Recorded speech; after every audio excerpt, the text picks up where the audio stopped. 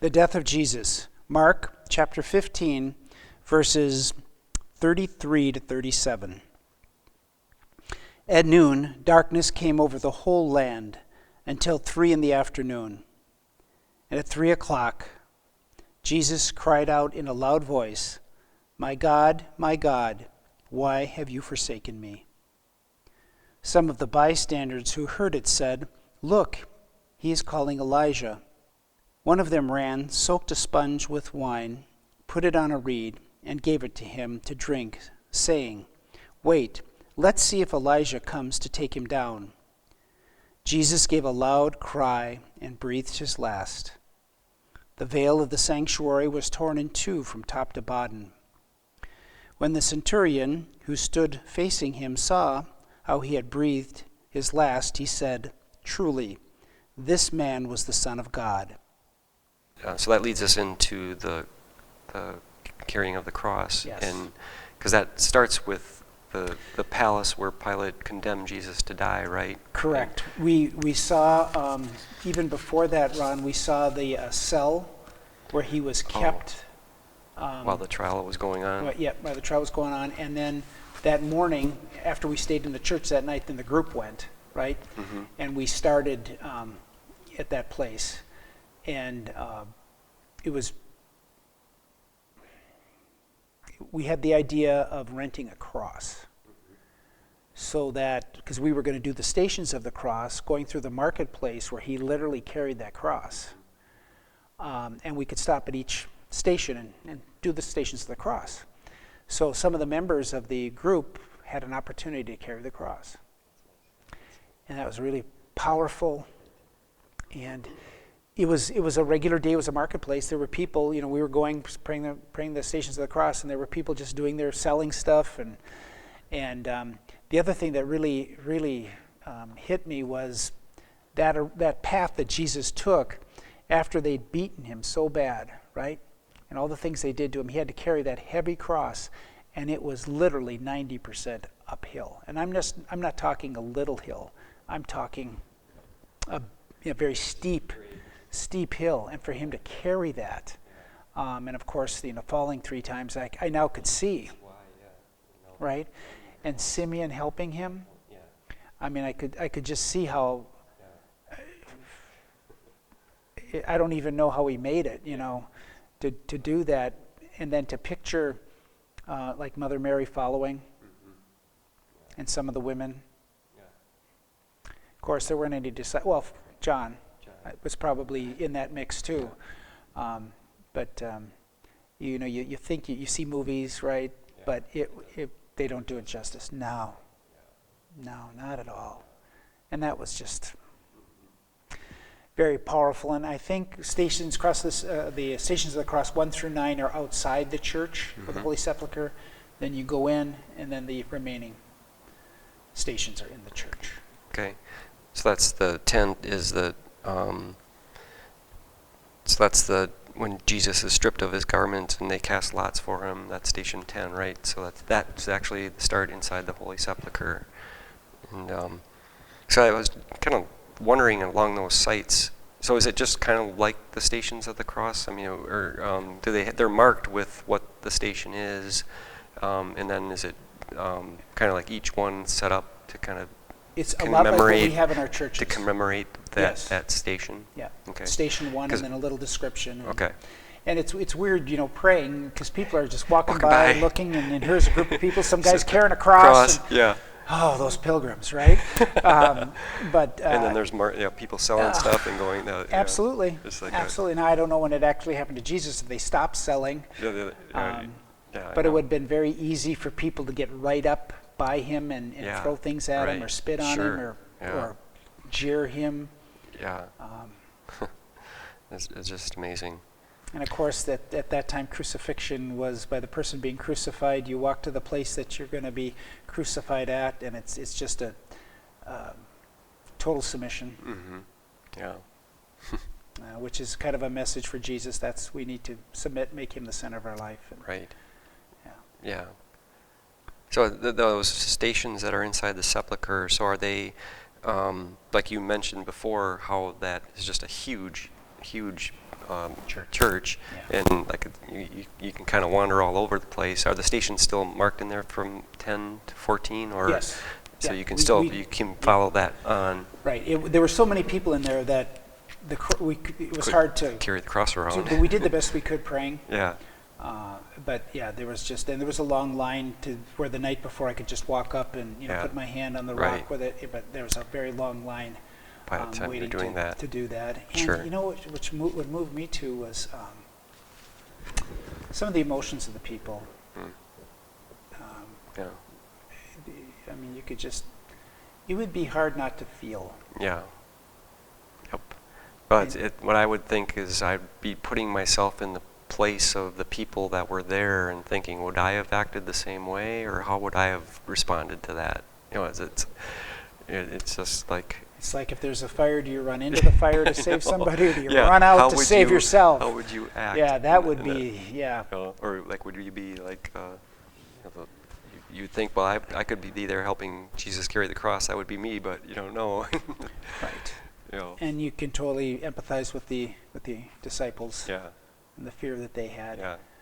Um, It's like I always think of the song, "Were you there when they crucified Oh, Jesus?" yeah. It's like powerful. powerful song. It's Yeah, like and you also think about, at least, again, at night, it was so much quieter.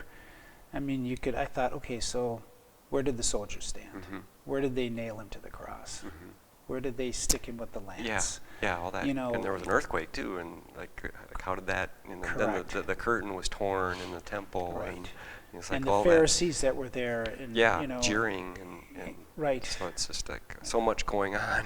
It's like hard to even comprehend. And then also, and again, it was over the rock, and to picture where the other two were crucified, Mm. one to his right, one to his right, one to his left, Yeah. and that conversation that Yeah. the thief that stole heaven had with him, Sure. and the other one, and Yeah. And I don't know, during Romans' time, the crucifixion was kind of used as a symbol to other people. Like, Absolutely. This is something that's brutal and agonizing, and they purposely made it that way so that people saw that. And, I mean, I've heard stories of like the people, as soon as they're on the cross, they break right away. I mean, like there's stories of soldiers going and cutting the tongues out because they just couldn't stand listening to the people cuss and swear. But you think about what Jesus did. I mean, he just kind of like calmly said those words, like, forgive them, they know not what they do. And even on the cross, he was kind of like still just thinking of others and his mission. And he didn't break. He was still God. It's a good catch, Jesus. absolutely. Yeah. And yeah, the self-control. I know a day or two before we actually went to the Church of the Holy Sepulchre, we did see the temple, and we could not go in because that sector is run by the Arabs, and so they don't allow people to go in. Okay. And I remember when we were told that the Arabs that are there are very protective of the area. Mm-hmm. So as we were coming in, one of the ladies in our group was not properly dressed, and they gave our group a hard time. Oh. But then they had people that you could rent, whatever you needed to wear. And I remember our guard saying, "No, that's a great example of them being overprotective." Sure. And then right very close to the temple, which was huge. I mean, it was huge. Was the Wailing Wall, and we went down there and experienced that, where you could get a piece of paper, write an intention, and put it into the wall. Yeah, and you had to wear the proper garb to do that. But it was all in one. We were on the bus, and Father Kevin looked at me and said, "Hey, how would you like to be locked in a church overnight?" And I had no clue what he was talking about. And I said, "What are you talking about, Father?" And he goes, "Well," he said, "the last time I was here, I heard that you could get locked in the Church of the Holy Sepulchre overnight, and they only allow 25 people at a time." And he said, "I'm going to try to get in there. Do you want to come with me?" And I said, "Yeah, how are we going to do that?" And again, our guide, who had been there many years, Father Kevin asked him. And then the next day, Father Kevin looked at me on the bus and said, "It's all set up. We're going to go." So now it's the night. He had to be there at 8 o'clock, right? And we are at the hotel, and we thought, oh, it'd be cool if we walked. Well, in my memory, the walk was a lot longer than we thought. So we're looking at our watches, and Father Kevin starts running. And I'm trying to keep up. And I yelled at him once, slow down, right? And we had a couple of other people with us. And as I'm running, for some reason, my mind goes, so this is what Peter felt when he was running behind John, going to the empty tomb, because I could not keep up with him. And then when we got there, we literally got there just a couple of minutes before, because when you get in there, they literally shut the doors and lock them. You can't get in there. And you're in this huge, and I mean huge church with 25 people.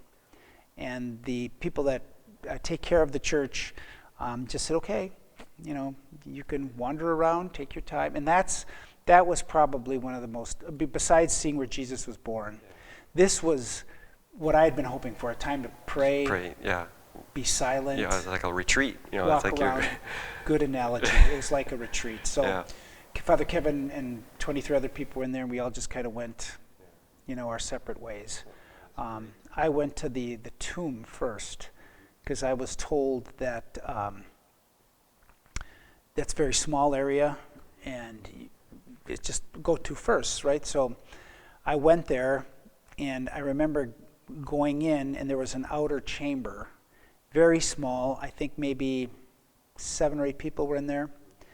And when I got there, I was, the people were in there already. So you sat in a circle and just sat and waited to go into the inner chamber. And the inner chamber, when you went in, there was a slab where they laid Jesus' body. And then you could kneel and pray, and there were candles, and it was dark. And that was I can't imagine. Yeah, it's just like the powerful. That would be amazing. Yeah, and when I was sitting in the outer room, outer chamber, I thought, okay, so in some of the accounts there's angels, right? That angel, I could just see the angels in that outer chamber. Yeah. Or right outside the tomb. Feel that. The tomb entrance. Yeah. Yeah, and I think I was probably in there a good hour total, and just walked out just exhausted. That's amazing.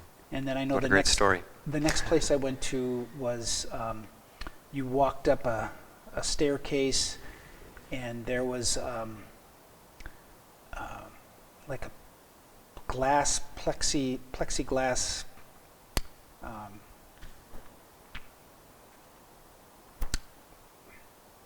So you walked up the stairway, and you could look ahead and kind of down, and there was a huge rock, and then over the rock was like plexiglass, right? Got it. Yeah. And that's the rocks of Golgotha, where Jesus was crucified. Okay. And on top of these rocks, they had the crucifix. Ah. And it was very, very lit up, and very. So that's the spot where it was placed. Correct. Oh, wow. To the best of their knowledge. And then what you could do is right kind of underneath the cross, you could kneel down and touch the rock. Oh. Again. Yeah. Very powerful. Powerful. Yeah, no kidding. And then I remember to the right, they had encased Mother Mary with her heart and a huge sword going through her heart. Right. Which I'm sure she felt that agony as she watched her son die on the cross. That's amazing. And then the third area that I went to, and you could spend as much time as you wanted there, which they were, it's just, it just take your breath away. And then the third area I went to is they had another slab where they believed after they took him down from the cross, and Mary had a chance to hold him, that they put him down on that slab. And the Church of the Holy Sepulchre is very huge, and you could go. I went exploring, and there were some areas where you could go down way underneath the ground, and there would be a chapel where you could have mass. There were 2 or 3 of those. One chapel was dedicated to the lady who made it her quest to find the cross. I believe she was a Roman empress. Yeah, the mother of one of the Caesars, or yeah. Yeah, and so that cross that Wasn't they her have. name Helena or Helena or something like that? Yeah. Yeah, so the cross that they had on top of Golgotha was they feel an original cross. But then I worked around to the different areas where they had these altars set up, and I have always had a special connection with the crucifixion story of Jesus's at the pillar, scourging at the pillar. And there was a area where you could have Mass, and off to the side of the altar was a pillar. And again, to my knowledge, it would have been exactly the pillar that they would have tied him to.